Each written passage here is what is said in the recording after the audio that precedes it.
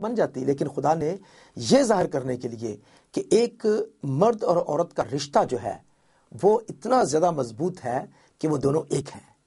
اور پھر نئے عہد نامے میں خدا یسوع مسیح نے ہمیں یہ بار بار یہ بات بتائی ہے کہ خدا کے کلام میں یہ بات لکھی ہے کہ وہ ایک تن ہوں گے، ایک بدن ہے وہ۔ تو یہیں سے ہمیں زناکاری جو ہے ہم اسی بات سے سمجھ سکتے ہیں کہ خدا نے انسان کو ایک بیوی دی ہے، اور خدا نے بہت ساری بیویاں نہیں دی ہیں، بلکہ خدا نے ایک بیوی دی ہے۔ ہم دیکھتے ہیں پرانے عہد نامہ میں کہ جب تک خدا نے یہ اپنے قوانین نہیں دیے ہیں، جب تک خدا نے اپنے احکام نہیں دیے ہیں، تو انسان کچھ بھی کرتا تھا، وہ ایک سے زیادہ شادیاں بھی کر سکتا تھا، کچھ بھی کر سکتا تھا۔ لیکن جب خدا نے یہ ٹھہرایا کہ اس کی ایک بیوی ہو، اور یہ بھی ہے کہ شاید اس کی بہت ساری بیویاں ہوں، لیکن خدا کے ارادے کے اندر ایک ہی بیوی ہے۔ ابراہیم کے بارے میں اگر آپ دیکھیں تو ابراہیم کی جو ارادے کے اندر بیوی تھی، جو خدا کے پرپس میں تھی، وہ سارہ تھی۔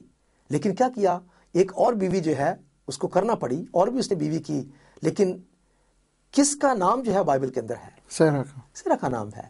تو میں چاہوں گا کہ ہم اگر دیکھیں کہ کس طریقے سے خدا کا جو مقصد ہے ایک ہی بیوی کے لیے وہ کیسے ہے، میں چاہوں گا کہ ملاکی کی کتاب میں دیکھیں، ملاکی چیپٹر 2 ورس 13 to 16، ملاکی کی کتاب اور اس کا دوسرا باب اور اس کی 13ویں آیت سے یہاں پہ لکھا ہے، پھر تمہارے ایمال کے سبب سے خداوند کے مذبح پر آہ و نالہ اور آنسوؤں کی ایسی کثرت ہے کہ وہ نہ تمہارے ہدیہ کو دیکھے گا اور نہ تمہارے ہاتھ کی نظر کو خوشی سے قبول کرے گا۔ تو بھی تم کہتے ہو کہ سبب کیا ہے؟ سبب یہ ہے کہ خداوند تیرے اور تیری جوانی کی بیوی کے درمیان گواہ ہے، تو نے اس سے بے وفائی کی ہے، اگرچہ وہ تیری رفیق اور منکوحہ بیوی ہے، اور کیا اس نے ایک ہی کو پیدا نہیں کیا؟ باوجود اس کے پاس اور ارواح موجود تھیں، پھر کیوں ایک ہی کو پیدا کیا؟ اس لیے کہ خدا ترس نسل پیدا ہو۔ پس تم اپنے نفس سے خبردار رہو اور کوئی اپنی جوانی کی بیوی سے بے وفائی نہ کرے، کیونکہ خداوند اسرائیل کا خداوند فرماتا ہے، میں طلاق سے بیزار ہوں، اور اس سے بھی جو اپنی بیوی پر ظلم کرتا ہے۔ رب الفاظ فرماتا ہے، اس لیے تم اپنے نفس سے خبردار رہو تاکہ بے وفائی نہ کرو۔ تو خدا نے یہاں پہ یہ لکھا ہے کہ خدا کے پاس اور بھی بہت ساری اسپرٹس تھیں، اس کے پاس اور بھی روحیں تھیں، لیکن اس نے کیوں ایک ہی روح کو ایک شخص کے لیے اس نے مقرر کیا ہے؟ یہ تو بالکل صاف صاف لکھا ہے ادھر، بالکل، کہ ایک کے لیے ایک ہی ہے، ایک کے لیے ایک خدا نے بیوی بنائی ہے۔ اور انسان نے، میں نے بہت دفعہ آپ کو بتایا کہ انسان گناہ کی وجہ سے جو ہے وہ خدا کے ارادے اور خدا کی پلاننگ سے باہر ہے، لیکن خدا اس کو واپس اپنے ارادہ میں لانا چاہتا ہے۔ جو خدا کی مرضی ہے، خدا وہ اس کو سکھانا چاہتا ہے۔ تو یہاں پہ ہم دیکھتے ہیں کہ کیوں اس نے یہ کیا کہ ایک ہی بیوی ہو۔ آگے اس کا جواب لکھا ہے، اس لیے کہ خدا ترس نسل پیدا ہو، خدا سے ڈرنے والی جو ہے وہ نسل ہو، ایسی نسل جس کے اندر فیئر آف گاڈ ہو۔ یہ ریزن ہے، کیونکہ اگر بہت سارے بیویاں ہیں تو اس کے الٹ ہوگا، خدا سے ڈرنے والی جو ہے وہ نسل پیدا نہیں ہوگی۔ اور پھر یہ بھی لکھا ہے کہ تم خبردار رہو، کوئی اپنی جوانی کی بیوی سے بے وفائی نہ کرے۔ اور پھر آخر میں جا کر لکھا ہے کہ خدا اس بات سے بیزار ہے کہ کوئی بھی جو ہے وہ اپنی بیوی کو طلاق دے۔ اور پھر یہ بھی لکھا ہے کہ تم اپنے نفس سے خبردار رہو تاکہ بے وفائی نہ کرو۔ تو زناکاری کا جو لفظ ہے یہ بے وفائی کے ساتھ جو ہے منسلک ہے۔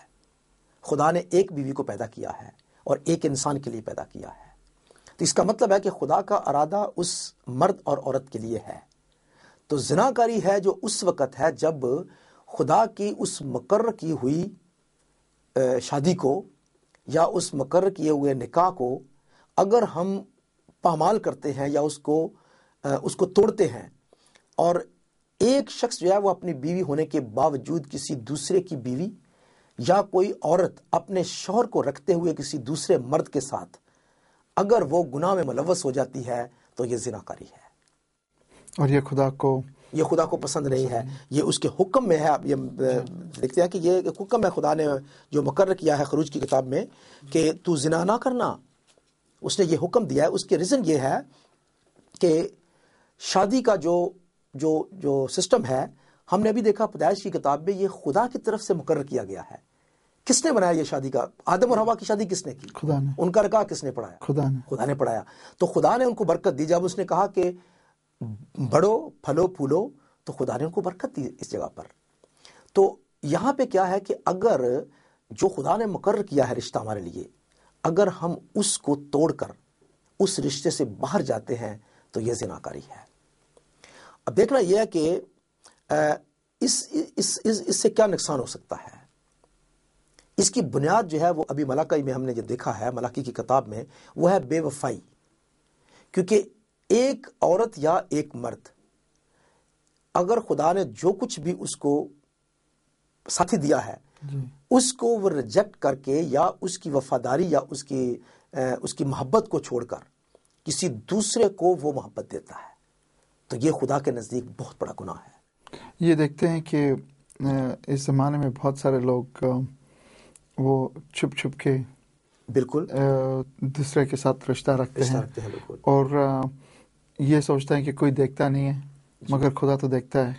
بالکل مطلب دیکھیں کہ اس کا نقصان یہ سب سے بڑا ہے کہ آپ خدا نے مرد اور عورت کو ایک خاص محبت اور ایک خاص پیار اور ایک خاص رشتہ ان کے درمیان میں قائم کیا ہے. جب ایک مرد کسی دوسرے کی بیوی سے رشتہ قائم کر لیتا ہے تو وہ کیا کرتا ہے کہ وہ اس عورت کے ہسبینڈ کو یا اس کے خاوند کے پیار اور محبت کو، اس عورت کا پیار اور محبت کس کے لیے ہونا چاہیے؟ اپنے خاوند کے لیے. اس خاوند کے پیار اور محبت کو وہ شخص کیا کر رہا ہے؟ اس کو چرا رہا ہے. اس کو چرانے کے بعد کیا کر رہا ہے؟ اس کو اپنے لیے استعمال کر رہا ہے. اور اس طرح سے اس کی بنیاد جو ہے وہ پھر بے وفائی کے اوپر قائم ہوتی ہے کہ وہ شخص جو ہے اس شخص کے ساتھ جس کی وہ بیوی ہے ناانصافی کر رہا ہے. برادر میں آپ سے سوال پوچھنا چاہتا ہوں کہ یہ اگر مرد جو ہے، ہسبینڈ جو ہے، وہ بیوی کے ساتھ اگر وہ پیار نہیں کر رہا ہو جی اور وہ دوسری عورت کے ساتھ جا رہا ہے، دوسری عورت کے ساتھ اس نے رشتہ بنا دیا جی تو یہ زنا ہے. یہ زنا ہے. اور مگر میرا سوال یہ ہے کہ اگر عورت اپنے ہسبینڈ کے ساتھ نہیں ہے، ہسبینڈ کے ساتھ، ہسبینڈ کو معلوم نہیں مگر وہ دوسرے مرد کے ساتھ جا رہی ہے تو وہ کیا ہے؟ بردر یہ دونوں کے لیے ایگزیکٹلی دونوں میں سے کوئی بھی پارٹنر جو ہے، کوئی بھی پارٹنر اگر وہ یہ گناہ کرتا ہے، یہ غلطی کرتا ہے تو دونوں کی سزا سیم ہے. اور دونوں پرانے عہد نامے میں خدا کے کلام میں لکھا ہے کہ اگر زنا کرتے ہوئے پکڑے جائیں تو دونوں کو پتھر مار کر سنسار کر دیا جائے اور دونوں کو ختم کر دیا جائے، مار دیا جائے. اس کی اتنی بڑی سزا تھی. تو دوسری بات یہ کہ اگر کوئی شخص جو ہے وہ کسی عورت کے ساتھ اس کا رشتہ ہے اور اس رشتے سے اگر کوئی اولاد پیدا ہو جاتی ہے تو وہ اولاد جو ہے، جو اس کا ہسبینڈ، حقیقی ہسبینڈ اس عورت کا، وہ اس بچے کو جو کہ ناجائز کا ہے اور کسی اور سے اس کا تعلق ہے، اس بچے کو اپنا بچہ سمجھ رہا ہے، اپنا بچہ سمجھ کر اسے پال رہا ہے. اور اس طرح سے یہ اس کے ساتھ ایک بہت بڑی بے انصافی ہے. بالکل. اور اسی طرح سے ہم خدا کے کلام میں یہ دیکھ سکتے ہیں کہ یہ جرم جو ہے یہ بہت بڑا خدا کی نظر میں جرم ہے، کیونکہ خدا نے قائم کیا ہے کہ ایک مرد اور ایک عورت جو ہیں وہ دونوں اپنی ایک پاکیزہ زندگی جو ہے وہ گزاریں. بردر یہ میسج بہت امپورٹنٹ ہے جی. اور مگر میں آپ سے سوال پوچھنا چاہتا ہوں کہ جو کہ متی کی انجیل میں خدا پاک یسوع مسیح نے کہا کہ اگر تم کسی عورت کی طرف تم صرف دیکھو نظر کی بری نظر سے دیکھو اور اپنے دل میں ایسا کچھ خیال کیا